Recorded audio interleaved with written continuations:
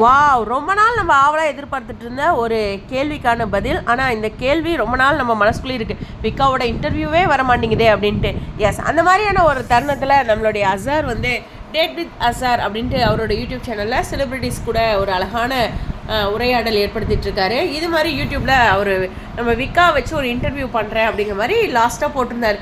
குறிப்பாக இந்த ஷெடியூலில் வந்துடும் அப்படிங்கிற மாதிரி தான் அந்த போஸ்ட் எனக்கு ஞாபகம். ஸோ அதனால் நம்ம ஃபேன்ஸும் வந்து தொடர்ந்து கேள்வி கேட்டிருக்காங்க. ஒரு கிட்டத்தட்ட 127 மெசேஜ் வந்து இன்றைக்கு மட்டுமே வந்திருக்கும் போல். ஸோ அதனால் இவர் வந்து இதுக்கான கேள்விக்கு பதில் அப்படின்ட்டு நம்ம எல்பிக்கிட்டே கேட்டிருக்காங்க.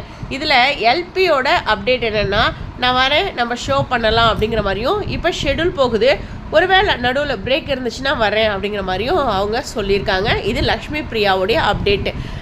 எல்பியோட அப்டேட் பார்த்திங்கன்னா, இது ஒரு வாட்ஸ்அப் உரையாடல். அவங்களோட அந்த ஸ்க்ரீனில் அவங்களுடைய ஃபோட்டோ மேபி இந்த காஸ்டியூமாக தான் இருக்கும்னு தோணுச்சு. எல்லாமே அப்புறம் நம்ம இது மாதிரி ஒரு சில விஷயங்கள் பார்ப்போம்ல, அவங்களுடைய டிபி என்ன ஃபோட்டோ வச்சுருக்காங்க வாட்ஸ்அப்பில் அப்படின்ட்டு.